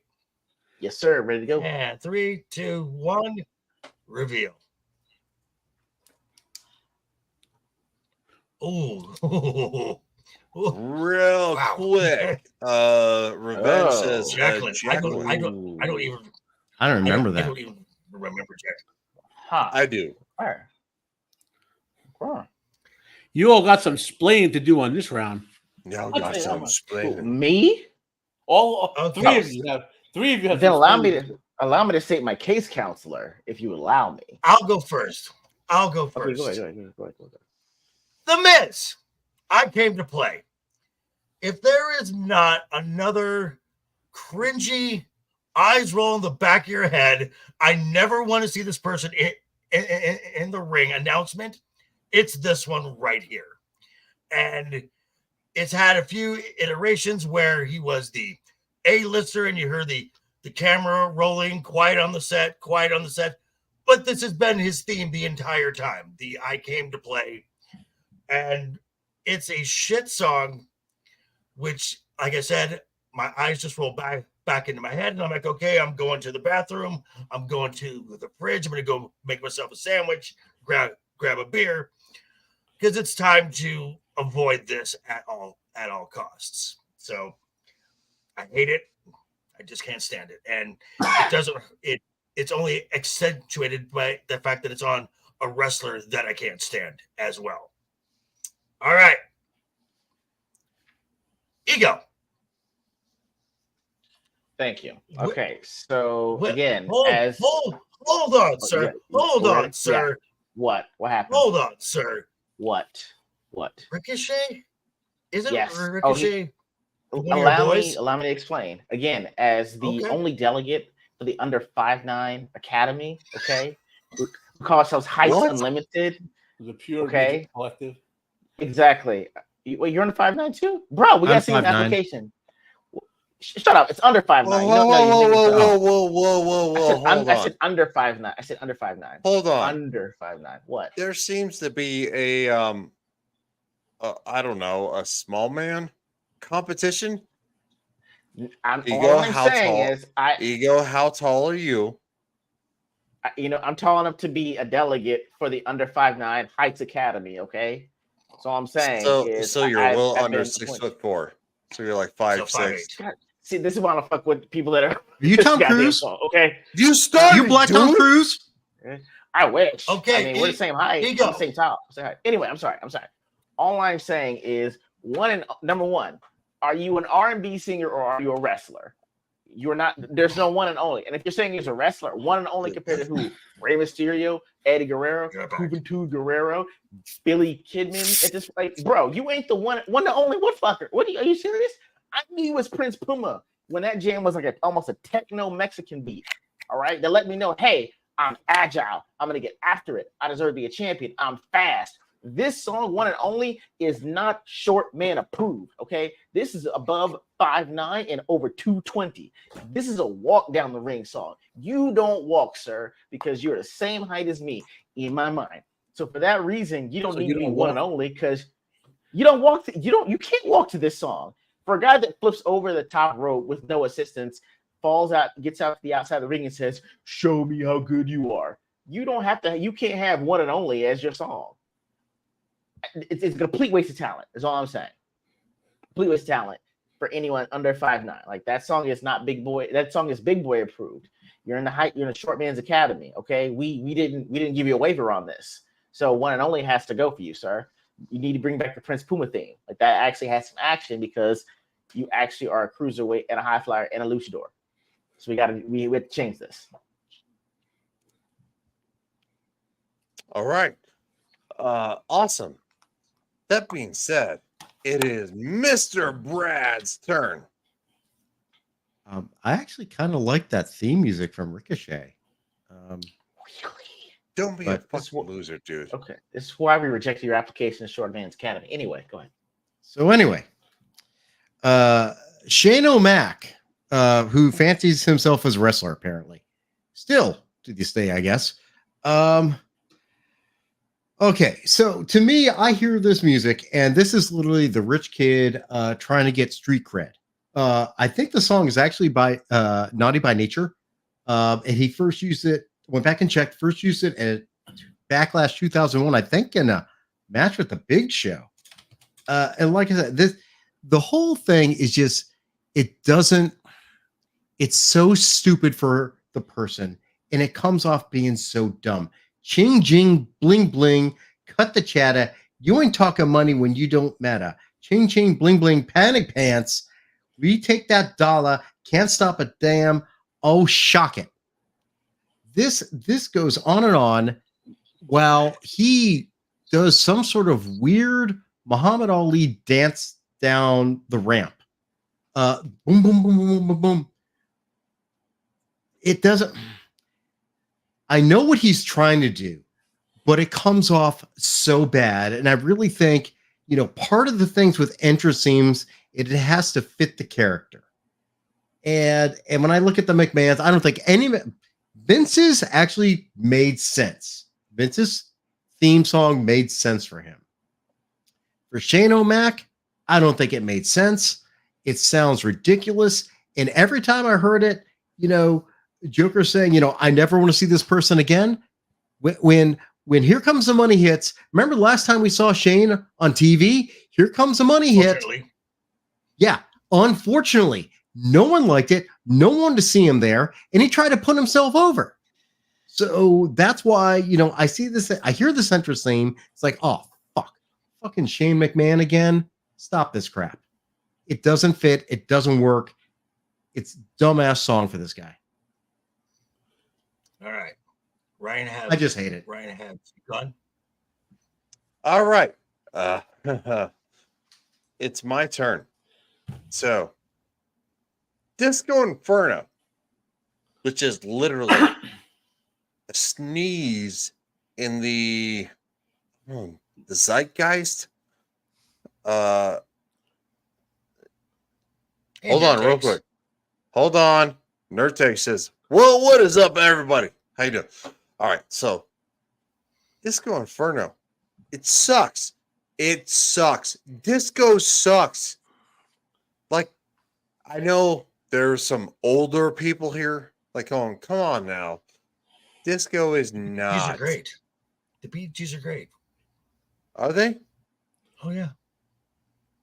You don't know That's the Bee Gees? for you. But You know about Disco the Bee is. Gees? Oh, you don't know about the Bee Gees. I'm sorry, Ego. Right. No.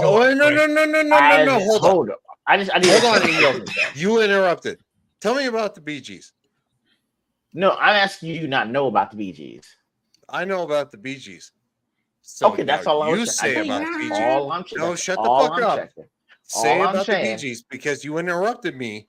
I didn't I interrupt was you. saying, I just want to make sure you did. You did. I was like, hey, do you know about the Bee Gees? Because if not, like, I was gonna make some suggestions. I said something. All I'm saying. I didn't interrupt your shit. Okay, Ryan. Shut the Go fuck on, up, please. dude. Seriously. Okay, go on, please. Yeah, I'm gonna go on. Bye. Whoa, what? I didn't interrupt anybody. So what the fuck is his problem?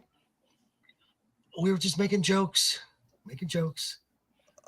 Okay, so great. When we all do this the next round, I'm gonna interrupt everybody. So that's great. You know what? Disco Inferno sucks. Disco is dead, and quite frankly, nobody gives a shit. And that's the way I'm gonna go with it. So let's move on because quite frankly, I'm not gonna do this bullshit anymore. It's either everybody gets clowned on or nobody does. You understand me? Okay. Or I'm not going to host this show anymore. It's my channel and I host this show. All right, Matt, you're up. Okay, of these choices, Joker, you got the 3 point with that horrible Miz song. That's right. And Ryan, you got the 2-pointer because even though I like Disco Inferno as a wrestler, I thought his theme song was horrible. Like it was the worst disco song they could have chosen. You know what I mean? Like instead of getting a good disco song, they paid for will they get $10 for that song? Like, oh, let's license something by not the Bee Gees but the ZRs or whatever. You know, it's like you know. The 1-pointer. Well, you both made an interesting point of how the song doesn't match the wrestler, which I think is a strong point of both your cases there. So then it's going to come down to who made the bigger case for the song being stupider, essentially. And that's one and only. That's stupid. That is more stupid, but both equally don't match the wrestler. Fair. Thank you, sir. Gotcha. All righty. For a second to last.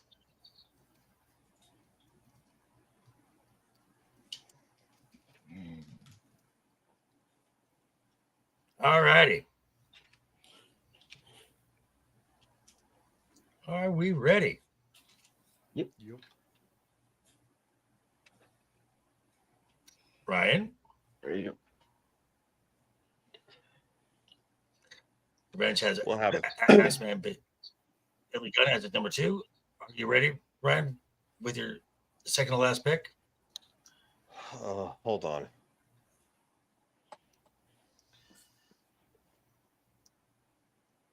Just go. Reveal, and I'm there. 5 seconds behind. All righty. Here we go. Reveal.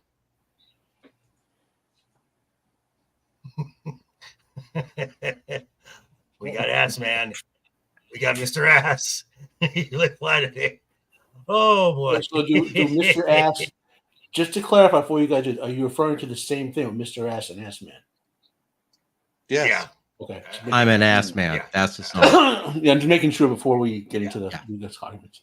Gotcha. All right. Left Eye Ego. Too cool. Yeah, this was What? that weird. Yeah, this is that weird 1999 to 2001's. Hey, I think I can copy NSYNC, but try to be gangster with it.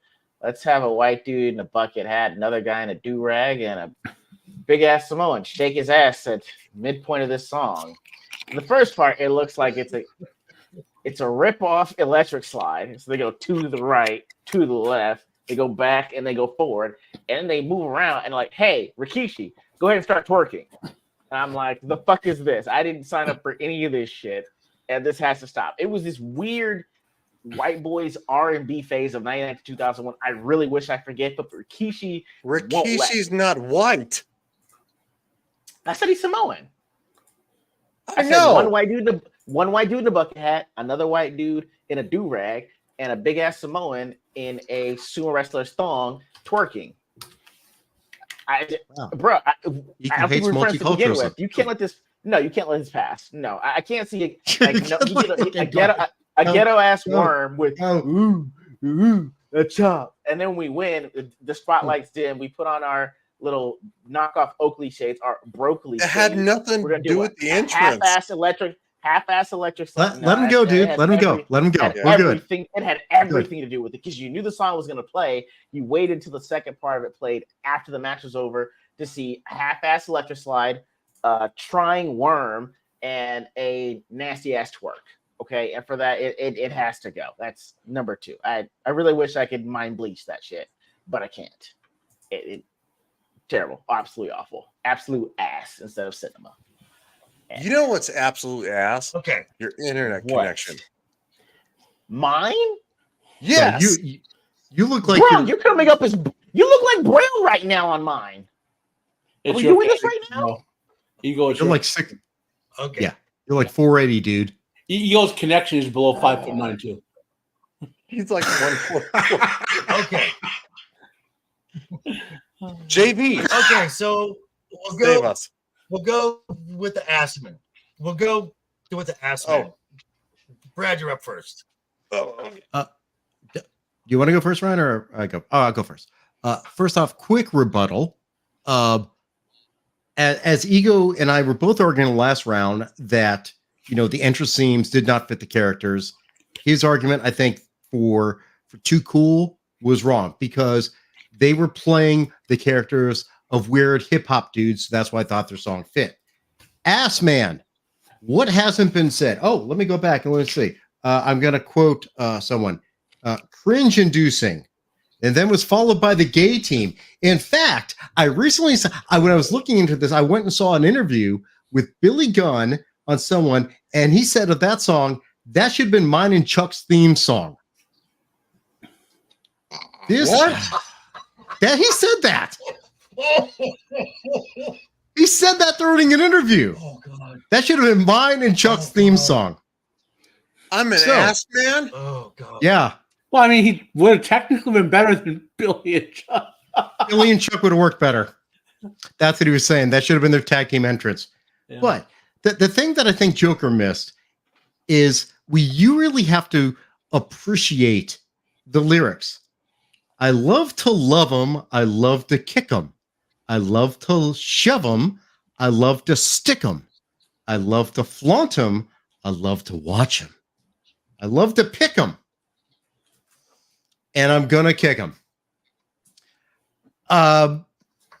This song, yes, it is so cringe-inducing. Joker was absolutely what he said. Cringe-inducing, yes. And it was so, honestly, it was dumbass vulgar. It wasn't even good vulgar. It was dumbass vulgar. You remember him walking down, of course, doing the thing. And this, of course, is also when he started showing his ass all the time. A lot of mooning going on during this entire thing. Buns of glory, buns of steel. Your ass will give away the truth of how I feel. I really want to know who wrote this because this is a war crime and they should be turned into the Hague and properly imprisoned. And the fact we had to hear this for at least a year or two and having to go back and watch it. I need more alcohol. Could you imagine when Vince is like signing off and he goes, "Yeah, that's the song. That's the one you gotta play." Oh wait, Vince probably wrote it. That'll work, pal. That'll kick ass. All right, Ryan. What would you like to add to Ass Man? Good. Well, Brad covered a lot of it. Again, it was something that I'm an ass man. Bum, bum. Yeah, I'm an ass man. I love to rub it. I love to shake it. And it's like going, and it was one of those things that it wasn't just a song. It wasn't just apparently the interview that I didn't know that happened that Brad said. He used to literally shake his ass on the Titantron like he was a male stripper for dudes. Like he literally would rotate his hips like a woman, and you're like going, "Fuck are you doing, dude?" Like going, "Is this the thing?" And I've met Billy Gunn. I did. I met Billy Gunn at WWE NXT. He's an angry man. He's an angry man. He's kind of makes me think that he is a little bit like going, "Hey." I mean, it makes sense from what Brad says. That's all I'm saying. Those are. I got nothing more than that. Holy shit. He's probably angry because he had this song for a year. No, I think he's angry because he's a homo. What? What, dude? Like, when I went to NXT, it was like one of those things. It doesn't matter who you meet. A rookie, you meet a mid-carder, or you meet an actual legend. You say, you shake their hand and say, "How you doing? It's great to meet you." And that was just a standard thing because, like, promoting inside the business. and and elevating, talent and stuff like that from the lower talent.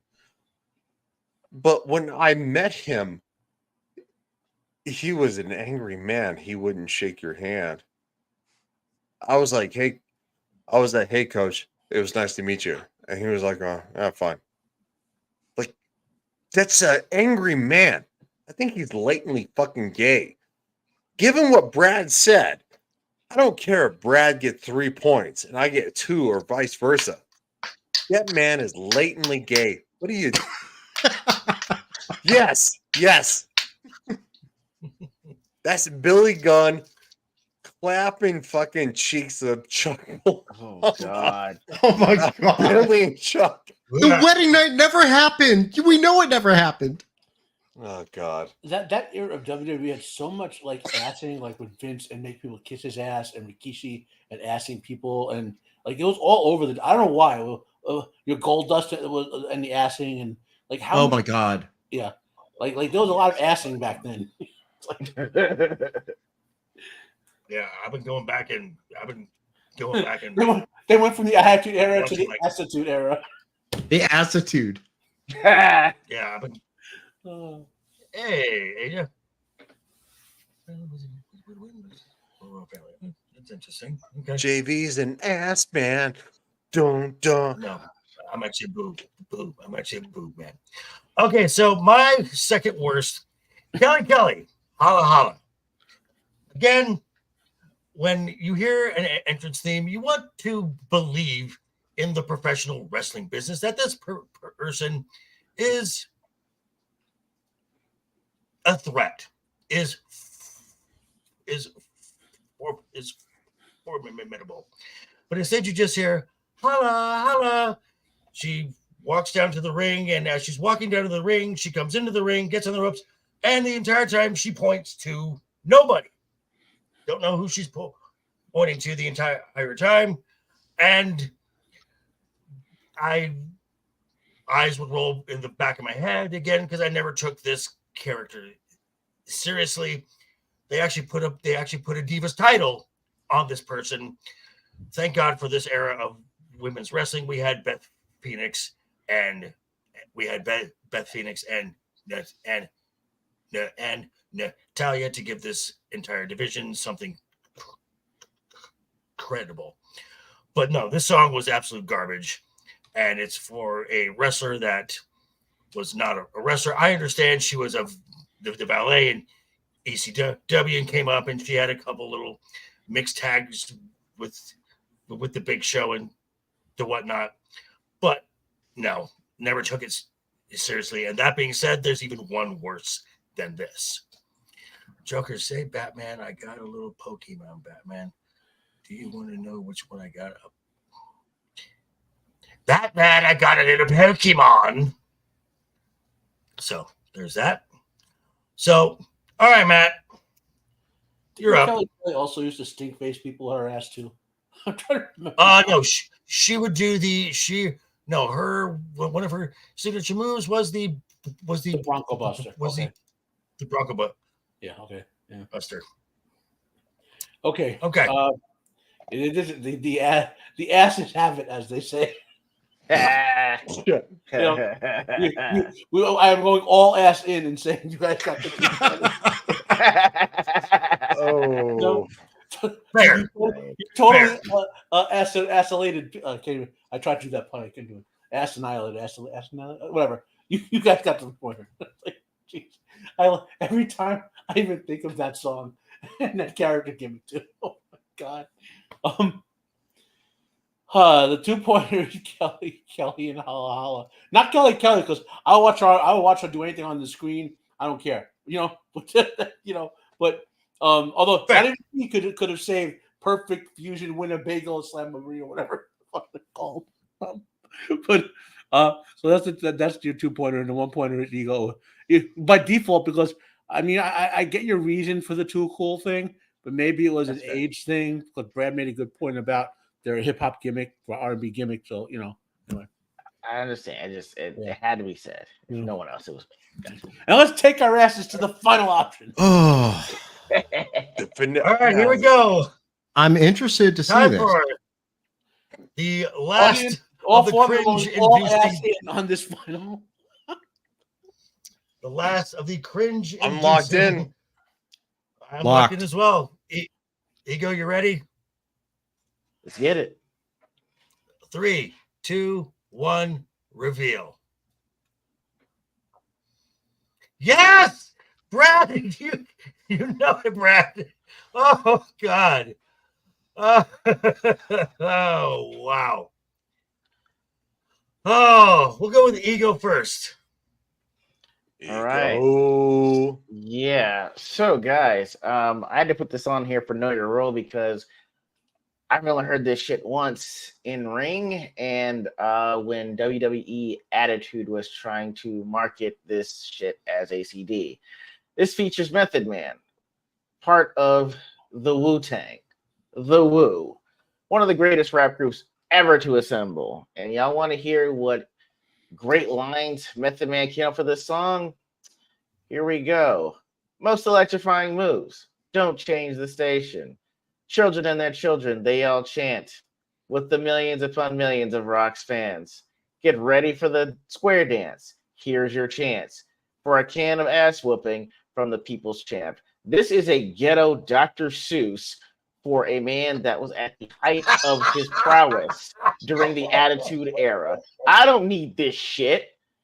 I can't time this song the way I did when you smell the rock is cooking and you just made it a rock theme instead of a rap theme. This is completely terrible. I listened to it and I was like, I have no idea what the fuck is happening. And I'm like, this is the first time I was like, I don't need this. Where's the original? You tried to remix it and we didn't even ask you to do this.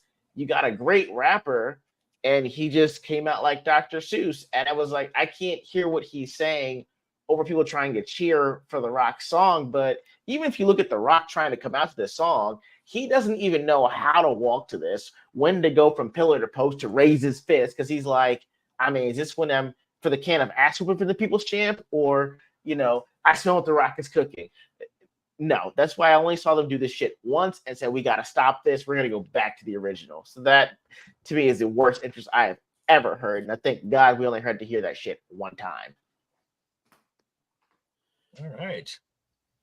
Ryan, the Phenom Legend version. Yeah. Why do I actually agree with what Ego just said? Son of a bitch. All right. So my pick is the Undertaker. The Phenom, the Legend version, is something that, quite frankly, I could read Braille in between. I could learn how to cut my grass. I could learn how to put a transmission in a car. I could literally learn how to solve cold fusion by the time he gets to the fucking ring. This sucks. What are you doing, dude?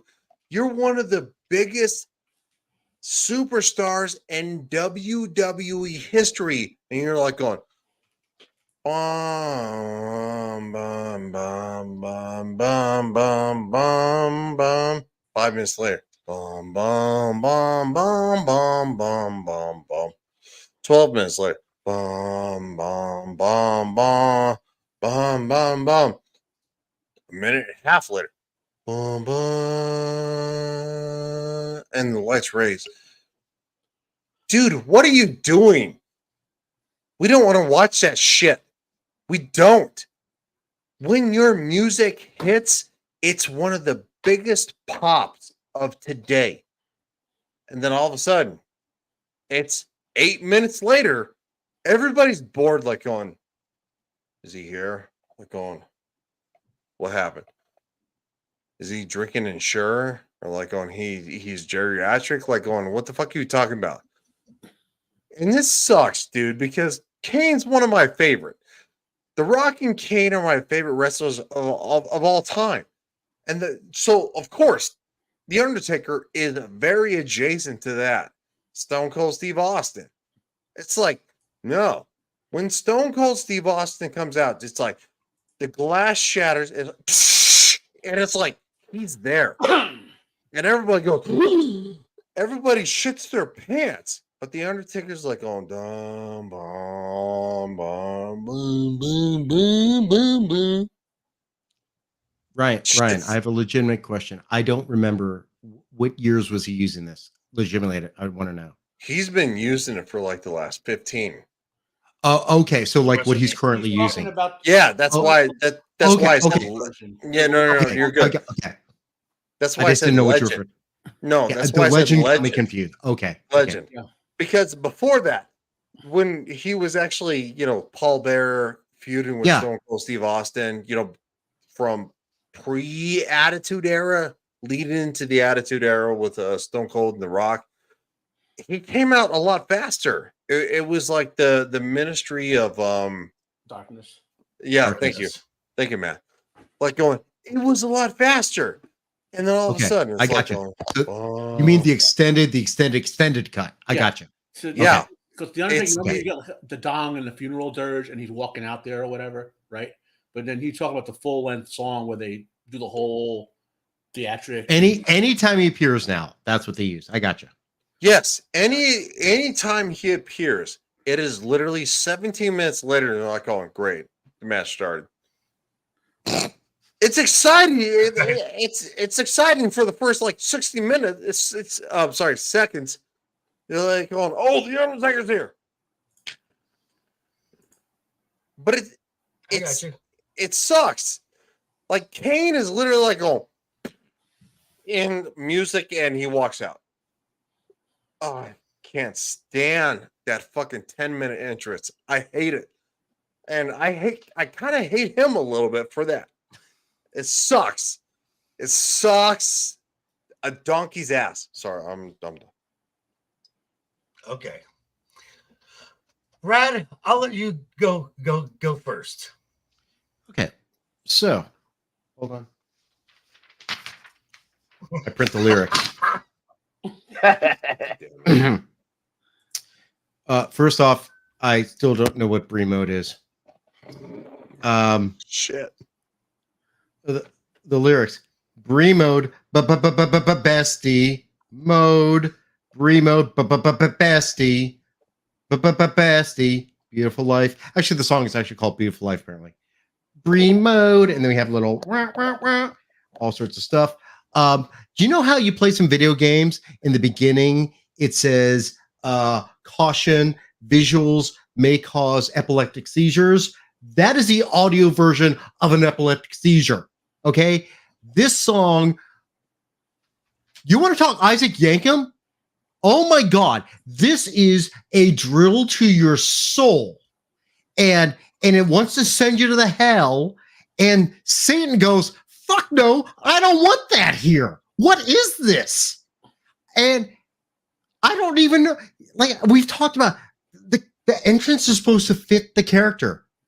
What the fuck is Brie mode? She comes up, Brie mode. What is that?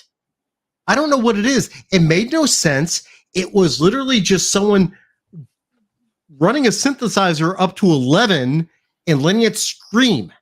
Like tortured cats sound better than this song.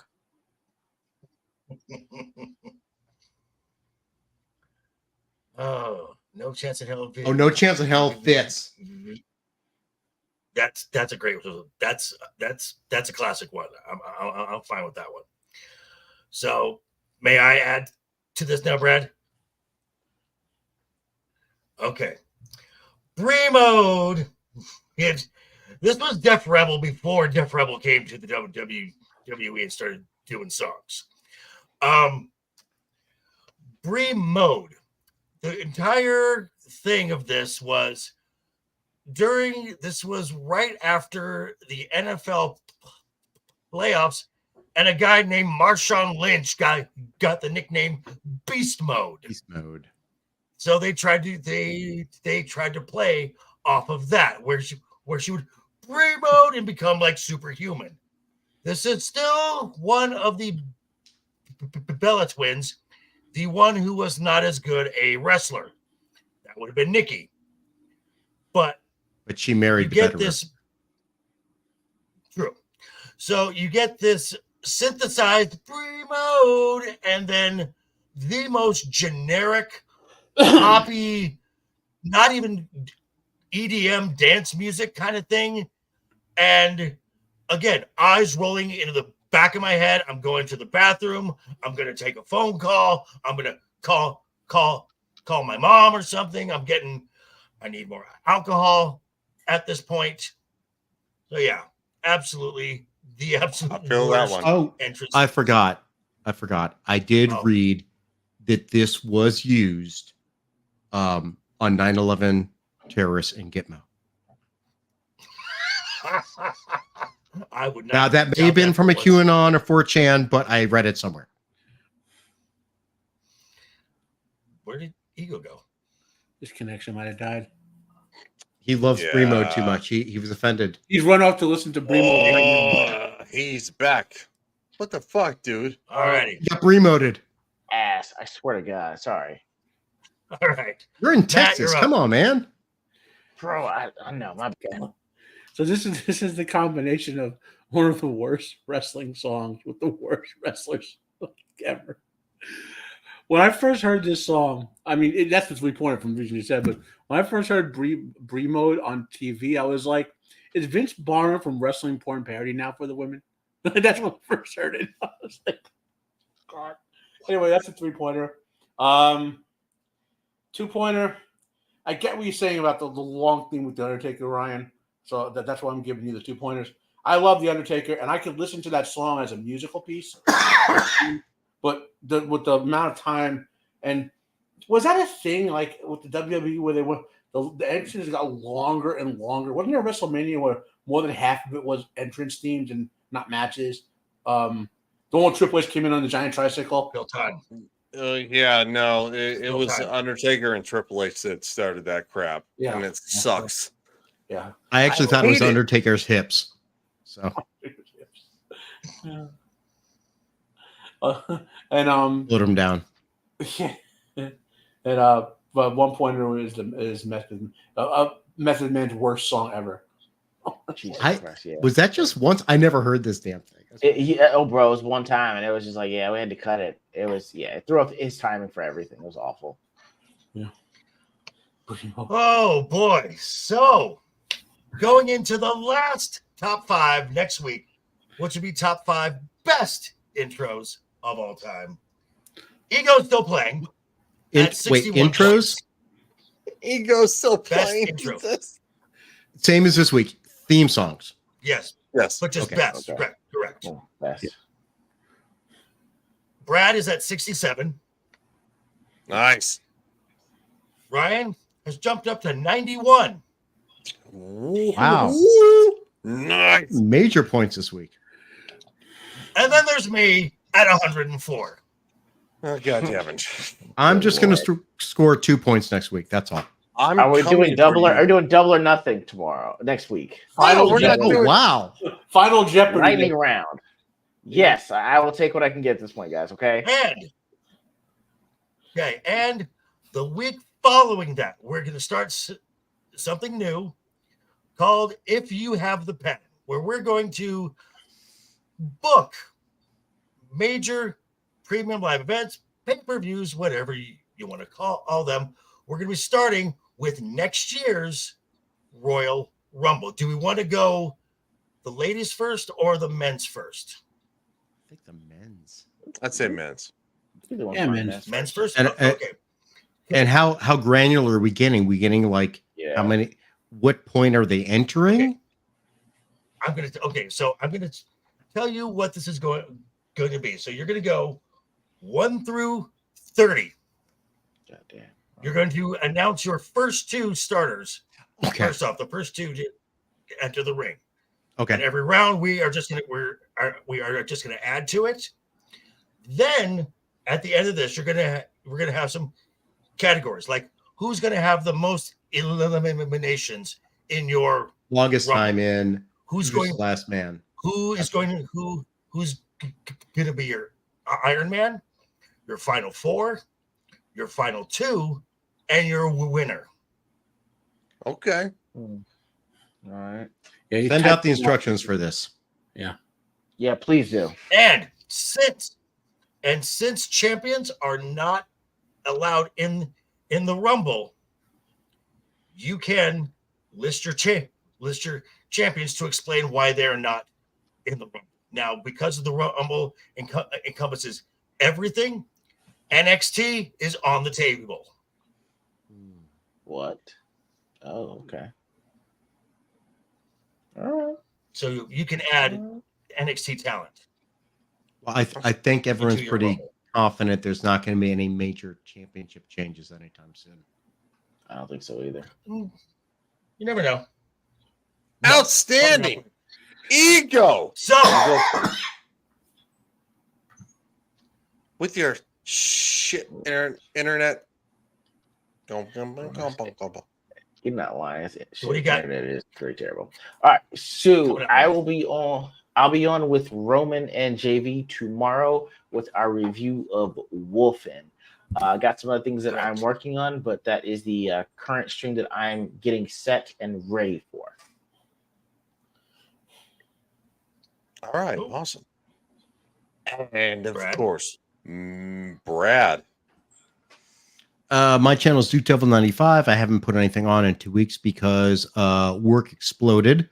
So hopefully this week I'll get to do some videos. But tomorrow night I will be on Saturday 2020's channel at 8:30 Eastern Time, 5:30 Pacific Time for the weekend pregame, where we will be talking about the TMZ documentary about the assassination attempt on Donald Trump and finding all the poor, sad people coping with the cancellation of the Acolyte. Hey, that was an incredible show. What are you talking about? I'm never going to know what happened to Kamir and Osha.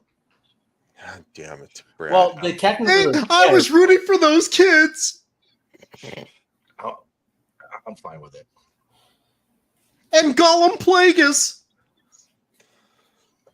Matt, what do you got? Okay. I have a bunch of videos prepped to record, which I talked about last week, but since I haven't had time with real life work and all that. So there'll be some videos on my channel. I'm not going to go over them again because I want to record this time. Tomorrow I'll be on with Ego and Joker of Roman's channel talking about Wolfen. Last night I was on Jacob's channel. We were talking about 310 to Yuma, the original movie from the 50s. We did talk about the remake a little bit too, but Nice. from back in the day. My show Friday Fandemonium, 5 p.m. on Friday. A generic sort of talk about what's going on type of stuff in the hobbies or whatever. That's kind of it. Yeah. Outstanding. And next week here with you guys, of course. Yeah. Awesome. Ryan, so what do you got? Well, I'm definitely not last. Certainly the least. Going to be covering the Acolyte, doing one last video to cover the failure, no season 2, and probably going to be doing a stream for Fallout London. That being said, I will do things intermittently because I'm actually, working 2 jobs to make sure that I can actually, go on a special vacation in the UK after the first of the year. So lastly, and certainly not at least the man who gets to say goodbye. What happened? That's right. So tomorrow you can catch me with Ego and Matt over with Roman of the Empire again, going over the film Wolfen. I will be dropping a video on Friday talking about the current WWE champions, NXT, SmackDown, and Raw, and who I think is the most likely to replace them as champions. But until that time, you be sure to be back here next week where we'll be talking about the current state of the WWE. And don't forget, top 5 best WWE intros of all time. And until that time, folks, keep talking. Toodles. The best WWE intro. If you smile, the blood is cooked. The following contest is scheduled for one fall. On the way to the ring, from Miami, Florida, weighing 275 pounds, the People's Champion, The Rock.